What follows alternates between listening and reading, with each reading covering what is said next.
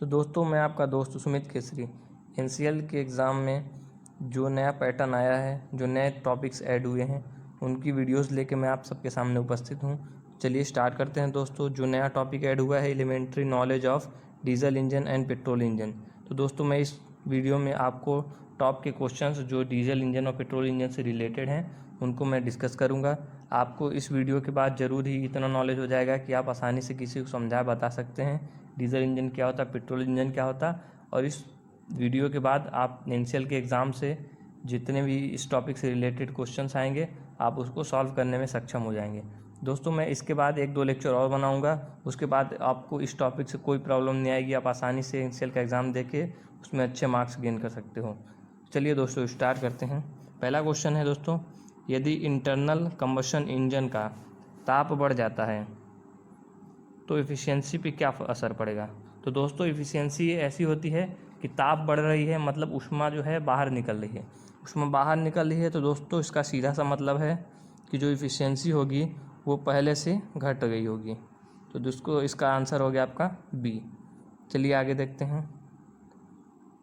Engine cylinder के अंदर बलपूर्वक दबाव से ज़्यादा प्रेशर करने, दोस्तों यहाँ पे भरने लिख सकते हैं आप, भरने को क्या कहते हैं।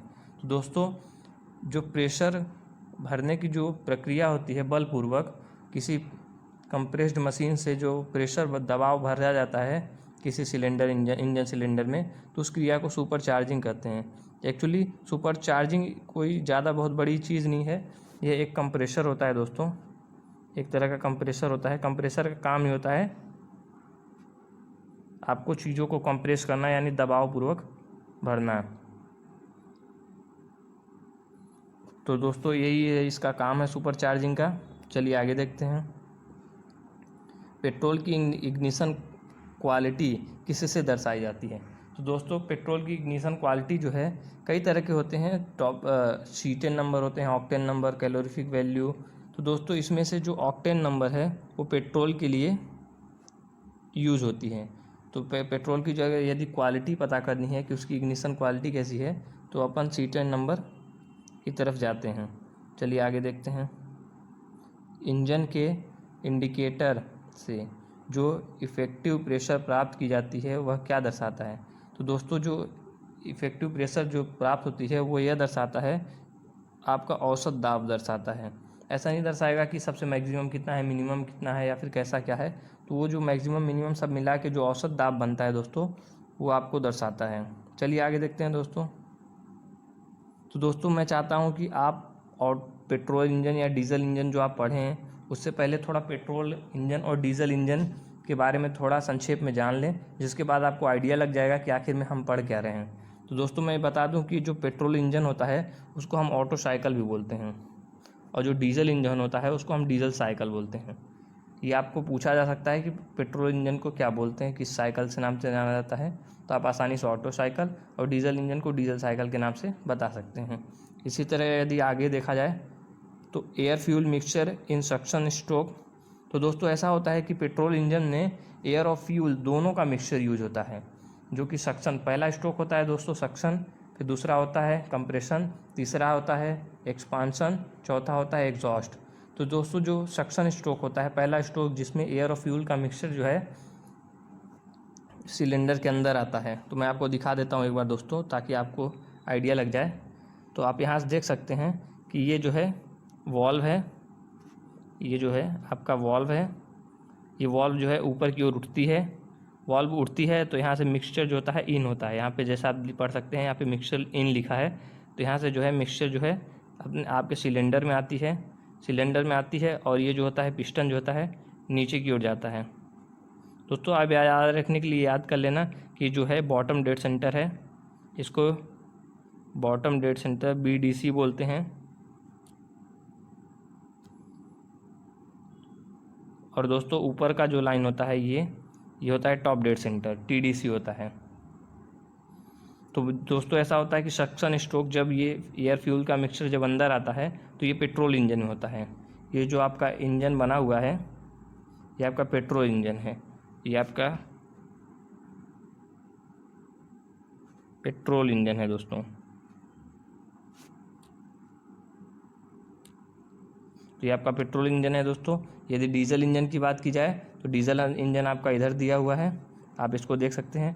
तो दोनों में एक यदि बड़ी अंतर की बात की जाए तो इसमें अंतर होता है स्पार्क प्लग का दोस्तों। इसमें petrol engine spark plug use होता है, जबकि डीजल इंजन में जो होता है फ्यूल इंजेक्टर यूज होता है। कि जब ये कंप्रेशन का प्रोसेस होता है दोस्तों, जब ये कंप्रेशन का प्रोसेस होता है, जब ये जो है पिस्टन जो है BDC से यानी बॉटम डेड सेंटर से टॉप डेड सेंटर पे जाती है, तो जितनी भी एयर फ्यूल का मिक्सचर जो है सिलेंडर के अंदर आता है, यहाँ पे इकट्ठा हो जाता है। तो दोस्तों इससे वो कंप्रेशन होता है। कंप्रेशन के जस्ट बाद ही सब स्पार्क प्लग जो होता है इग्नाइट होता है, जलता है, और तुरंत ही जो है जो पावर स्ट्रोक होती है दोस्तों वो वर्क करती है, जिसके कारण हमारी जो गाड़ी है वो चलती है। और इसमें दोस्तों ऐसा होता है जैसे ही कंप्रेशन स्ट्रोक होता है, पिस्टन ऊपर की ओर जाती है, जब वो दबाव के कारण इतना दबाव बढ़ जाता है कि फ्यूल इंजेक्ट करते ही, यहाँ से फ्यूल इंजेक्टर है दोस्तों, मैं आपको दिखा देता हूँ। तो दोस्तों ये देख लीजिए आप, यहाँ पे लिखा हुआ है, ये फ्यूल इंजेक्टर है दोस्तों। ये फ्यूल इंजेक्टर जो है आपको आग पकड़ाने में या बोल सकते हैं कि पावर स्ट्रोक कराने के लिए सक्षम होता है। फ्यूल इंजेक्ट होते ही पावर स्ट्रोक वर्क करता है और गाड़ी जो है आपकी आगे की ओर बढ़ती है। फ्लाई व्हील जो है घूमता है, फ्लाई व्हील अटैच होता है व्हील से, तो वो आपको आगे बढ़ाने में मदद करता है। दोस्तों आप देख सकते हैं ये इंजन दोनों। फ़िलहाल मैं कुछ बातें कर लेता हूँ इससे रिलेटेड। दोस्तों आप ये देख सकते हैं इसमें साफ साफ लिखा है कि पेट्रोल इंजन में जो होता है स्पार्क प्लग रिक्वायर्ड होता है, और जो डीजल इंजन होता है इसमें स्पार्क प्लग नहीं होता है, क्योंकि इसमें फ्यूल इंजेक्टर होता है। इफ़िशियंसी की बात देखी जाए तो इसकी इफ़िशियंसी जो होती है वो लेस होती है, इसकी इफ़िशियंसी फ्यूल इफ़िशियंसी जो होती है वो हाई होती है। इसका वेट अगर देखा जाए दोस्तों तो ये बहुत लाइट वेट होता है। लाइट वेट होता है इसलिए इसको बाइक में, कार्स में यूज किया जाता है। और जो डीजल इंजन होता है वो हैवी होता है, इसलिए इसका उपयोग जो वगैरह आपको बड़ी गाड़ियों में, जैसे ट्रक्स वगैरह में यूज की जाती है। यदि दोस्तों लेस नॉइज़ और वाइब्रेशन की देखी जाए तो इसमें सबसे कम नॉइज़ और वाइब्रेशन होता है, इसकी तुलना में इसमें ज़्यादा नॉइज़ और वाइब्रेशन होता है दोस्तों। Mostly found in light vehicle, जैसा मैंने कहा था कि लाइट व्हीकल में होता है, कार्स में, बाइक्स में। यदि इसमें देखा जाए तो इसमें हैवी व्हीकल्स में यूज होता है दोस्तों।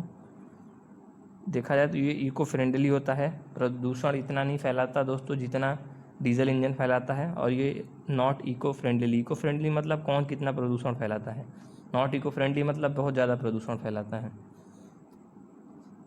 अगला टॉपिक देखते हैं दोस्तों। तो यहाँ पे लिखा है लो टॉर्क अवेलेबल। दोस्तों आप बाइक्स वगैरह स्टार्ट करते हो तो आपको पता है थोड़ा सा ही जैसे हम क्लच छोड़ते हैं तो बाइक आगे बढ़ जाती है। इसकी तुलना में जैसे ही अब बड़ी गाड़ियों के लिए आपको जो है आगे बढ़ाने के लिए हाई टॉर्क की ज़रूरत होती है। तो चलिए हम दोस्तों आगे बढ़ते हैं और देखते हैं कुछ और अच्छे क्वेश्चंस जो आपको एग्ज़ाम के लिए बहुत ज़्यादा इम्पोर्टेंट होंगे। तो दोस्तों अगला क्वेश्चन देखते हैं, इंजन में नॉकिंग बढ़ाने की प्रायिकता किसके द्वारा होती है। तो दोस्तों इंजन में जो नॉकिंग होता है वो आपकी कुछ पॉइंट्स पे, कुछ बिंदुओं पे निर्भर करती है। तो इसमें लिखा है दोस्तों उच्च स्वयं प्रज्वलन ताप, ठीक है, ये अच्छी है। कम वॉलेटिलिटी, ये भी सही है। हाई विस्कोसिटी, ये भी सही है। तो दोस्तों इसमें जो है तीनों आंसर सही हैं। इसका मतलब ये जो तीनों पॉइंट्स हैं ये आपकी जो है इंजन की नॉकिंग को बढ़ाने में मदद करती हैं। तो इसका जो आंसर होगा दोस्तों आपका उपरोक्त सभी होगा। तो चलिए दोस्तों आगे देखते हैं, फ्यूल की पोर बिंदु क्या होती है। एक्चुअली पोर बिंदु या पोर पॉइंट दोस्तों वो होता है यदि हम ऐसा समझ सकते हैं कि वह मिनिमम ताप जिस पर कोई लिक्विड है वो बहना बंद कर देती है। बहना मतलब उसकी जो फ्लूइडिटी की जो लक्षण होते हैं वो बंद हो जाते हैं, मतलब वो सॉलिड बन जाता है। तो दोस्तों इसका सिंपल सा आंसर है वह, तो आप जिस पर यह सॉलिडिफाई होता है, सॉलिडिफाई मतलब वो ठोस बन जाती है, मतलब फ्लूइडिटी के जो उसकी लक्षण होते हैं वो ख़त्म हो जाते हैं। दोस्तों अगला क्वेश्चन देखते हैं, 4 स्ट्रोक पेट्रोल इंजन में कंप्रेशन होता है। तो दोस्तों पूछ रहा है 4 स्ट्रोक पेट्रोल इंजन में कंप्रेशन होता है, तो आप इसको याद भी कर सकते हैं क्योंकि ये याद करने वाली ही चीज़ है जनरली। तो दोस्तों जो 4 स्ट्रोक पेट्रोल इंजन में कंप्रेशन होता है वो start at 40 degree after bottom dead centre. तो मैंने आपको बॉटम डेड सेंटर दिखाया था नीचे का, वहाँ से आप 40 डिग्री ले लें तो वहाँ से स्टार्ट होता है, और जो एंड होता है वो आपका बिफोर टॉप डेड सेंटर। तो जो टॉप डेड सेंटर होता है उससे पहले ही 30 डिग्री पे ये आपका जो होता है कंप्रेशन प्रोसेस कंप्लीट हो जाता है। तो दोस्तों ये बहुत ही अच्छा क्वेश्चन है। चलिए आगे बढ़ते हैं दोस्तों और देखते हैं। दोस्तों अगला क्वेश्चन है कि सबसे ज़्यादा तापमान आईसी इंजन में कितना होता है। दोस्तों IC engine internal combustion engine, IC engine का फुल फॉर्म होता है इंटरनल कंबशन इंजन। तो यदि पूछ रहा है कि आईसी इंजन का जो है सबसे ज़्यादा तापमान मैक्सिमम टेम्परेचर कितना होता है दोस्तों, तो आप याद रखिएगा कि आईसी इंजन का जो मैक्सिमम टेम्परेचर होता है दोस्तों वो आपका 2000 से 2500 मतलब 2000 से 2500 के बीच में होता है। चलिए दोस्तों अगला क्वेश्चन देखते हैं। तो दोस्तों अगला क्वेश्चन है कंप्रेशन इग्निशन इंजन में स्वर्ल क्या डिनोट करता है। एक्चुअली स्वर्ल दोस्तों यदि आप इस वर्ड को समझें तो स्वर्ल ज़्यादा कुछ नहीं है दोस्तों, यह एक प्रकार की प्रक्रिया है जो कि एयर और फ्यूल के जो मिक्सचर होता है उसको मिक्स करने में बहुत ही तेज़ होती है, मतलब तेज़ गति प्रदान करती है इसको मिक्सिंग में। तो दोस्तों आप ये आसानी से समझ सकते हैं कि जो आईसी इंजन में जो पेट्रोल इंजन में जो मिक्सचर होता है एयर और फ्यूल का, उसको हमें स्पीड चाहिए ताकि जल्दी से प्रोसेस हो और गाड़ी स्पीड से भागे। इसके लिए जो स्वर्ल जो है बिंदु यूज किया जाता है, तो स्वर्ल इसी से रिलेटेड है। तो ये जो होता है ये घूर्णन गति गैस चैम्बर में होता है। तो दोस्तों इसका आंसर सिंपल है, बी है। आप इसको याद भी कर सकते हैं, कोई प्रॉब्लम नहीं है। तो चलिए दोस्तों अगला टॉपिक देखते हैं। अगला क्वेश्चन देखते हैं दोस्तों, सुपर चार्जिंग प्रोसेस है। तो दोस्तों सुपर चार्जिंग का प्रोसेस जैसे मैं आपको बताया था कि हाई प्रेशर से सिलेंडर इंजन में भरना ही सुपर चार्जिंग है। कुल मिला के ऐसा होता है कि प्रेशर जो होता है, प्रेशर से क्या बढ़ता है, घनत्व तो बढ़ता है, घनत्व तो यानी डेंसिटी बढ़ती है। तो जो कम डेंसिटी वाली जगह है उसमें से ज़्यादा डेंसिटी वाली जगह में भरना क्या होता है, सुपर चार्जिंग। दोस्तों आप पहला ऑप्शन सीधा सा देख सकते हैं जो आपको लिखा हुआ मिल जाएगा। क्या लिखा है इसमें दोस्तों, आप पढ़ सकते हैं, super charging the intake of an engine with air at a density greater than the density of the surrounding atmosphere। तो जो सराउंडिंग एटमॉस्फेयर का जो डेंसिटी है उसकी तुलना में जो घनत्व है वो इंजन का जो होता है ज़्यादा होता है। यहाँ पे लिखा है greater than density of the surrounding atmosphere. चलिए दोस्तों अगला क्वेश्चन देखते हैं। तो लिखा है एसआई इंजन मतलब स्पार्क इग्निशन, जैसे पेट्रोल इंजन को स्पार्क इग्निशन इंजन भी बोलते हैं दोस्तों, याद रखिएगा। तो बोल रहा है एसआई इंजन में नॉकिंग किस प्रकार हटाई जा सकती है। तो दोस्तों जैसा कि हम जानते हैं कि नॉकिंग के लिए रिटार्डिंग द स्पार्क मतलब जो चिंगारी है या तो उसको आप कम कर दो, उससे हो जाएगा, तो इसका ऑप्शन सही है। इंजन की गति बढ़ाकर, तो दोस्तों इंजन की गति बढ़ाकर भी हम जो है नॉकिंग की जो प्रॉब्लम है उसको हटा सकते हैं। तो इसका ऑप्शन क्या हो गया आपका, उपरोक्त दोनों। तो आपका जो रियल आंसर हुआ वो ये हुआ। ठीक है दोस्तों, तो चलिए आगे बढ़ते हैं।